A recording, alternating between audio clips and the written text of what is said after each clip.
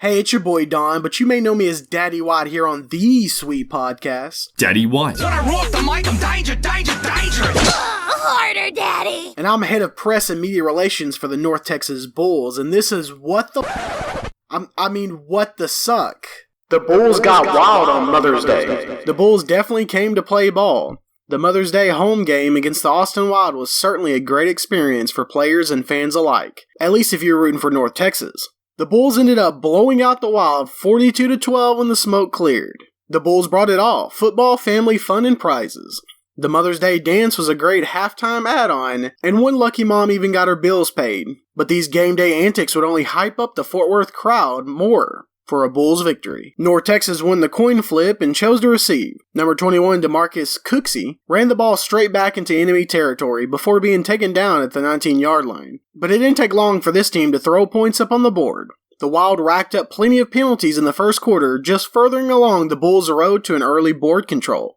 After a failed pass to Franklin in the end zone, Solomon picked up the first touchdown of the game the following play. After shutting down Austin on the opening drive, number 6, Brett Reese Jr. just barely broke the goal line, making the Bulls' second touchdown, despite still having issues with snapping on the point after. Number 35 kicker Ben Hill made both extra points in the first quarter, putting North Texas up 14-0. Despite the penalties, number 3 Jackson of the Wild did score a touchdown by catching the ball bouncing off the inflatable wall. Austin tried to go for 2 points, but number 0 Trey Harlan kept the pressure on the Wild's quarterback, causing an incomplete pass. Bulls quarterback Robert Kent Jr. was having none of that. As he connected with number 15 Clifton Rhodes on a deep pass, Rhodes walked into the end zone like a boss, putting the Bulls up 21-6 after kicker Hill's successful point after. Once again, Harlan kept the Wild's quarterback from getting any yardage before the half.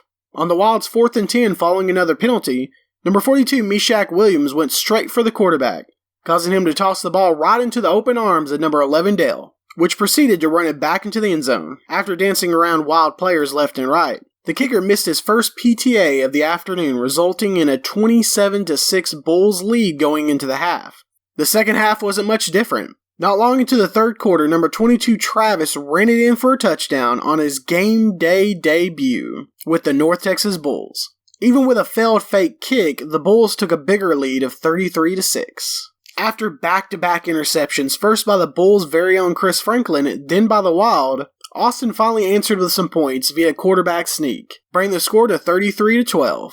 There wasn't much of a ball game after that. Another touchdown and a safety sealed up this amazing win for the North Texas Bulls. Austin is set to return to Fort Worth this Sunday as of this recording, and you can join us not at the Fort Worth Convention Center but the NYTEX Sports Center as the 5-1 North Texas Bulls look to take another easy win. Make sure to get your tickets now so that you too can be added to the growing Bulls fan base sweeping Texas by storm. They say insanity is doing the same thing over and over again and expecting different results. Well, the Wild better bring a change of plans and maybe a change of pants if they want any hope of beating the number 1 ranked 2021 AAL Texas Division team. The Red and White are ready to take down any team that stands in their way. Show your support with hashtag BullsUp on all social media platforms. And now here's my post-game interview with DJ Shaq Daddy himself. Hey, I'm here with Meshach post-game with an amazing blowout. And just a few questions. Coming in this game, I know you had the 1-point loss on the road. What did you change in practice, and how did you come in to make sure that didn't happen again? Mostly it was just our demeanor, our talent and everything. We're just trying to make sure that we stay on the same page. Most of the time we just want to use our talent more, but we got to play as a team. We did that today, and it showed 42-12. You can't beat them. Who do you think was the MVP of the game? Everybody. The whole team? Everybody was MVP from both sides of the ball. Defense, offense, we held them to 12. We got 42 points from the D-line to the DB, from the O-line to the quarterback. So everybody.